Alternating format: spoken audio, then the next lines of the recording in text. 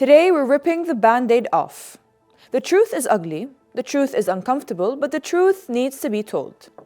British media has spent years covering up the reality of Israel's crimes, and now journalists from inside these newsrooms are blowing the whistle.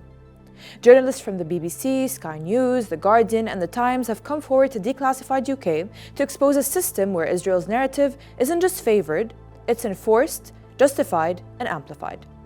One journalist at Sky News said the Israeli narrative always reigned supreme and instructed the coverage at Sky News no matter how inaccurate. Another journalist at The Guardian revealed an exhaustive spreadsheet has been created by staff from the collective US and UK team to document egregious reporting from The Guardian, and an internal network of staff was set up in October 2023 to coordinate any dissent. That's not journalism. That's outright PR for an occupying force. There are unwritten rules inside British newsrooms, rules that journalists must follow or risk their careers. Here's what Declassified UK uncovered. Never use the word genocide. It's banned at the BBC. Always wait for Israel's confirmation before reporting on their attacks at Sky News. Do not humanize Palestinian victims. No names, no backstories. Focus on Israel's suffering first. Palestinian suffering comes second, if at all. Two former journalists at BBC suggested that there was an unmistakable hierarchy of human life in the coverage, with a deliberate focus on Israelis who lost their lives and their captives, with reporters naming them and developing narratives about them which were very sympathetic and humanizing, yet there was no such treatment for the Palestinians.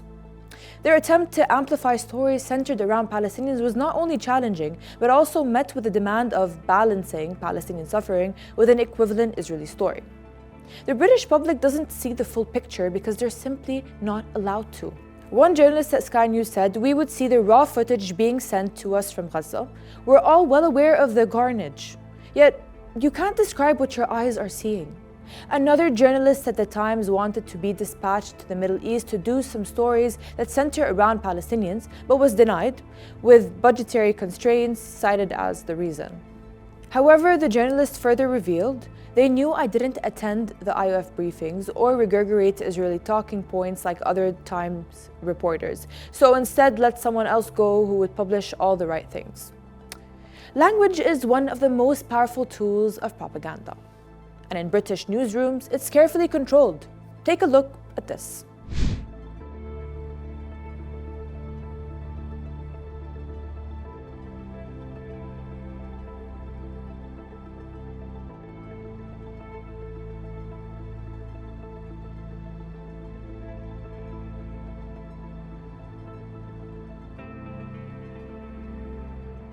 See the difference? When Russia bombs civilians, it's a clear act of aggression. When Israel does the same, suddenly Palestinians just die. No perpetrators, no accountability. A journalist at the Times newspaper recalled the language that was always used to shape public opinion.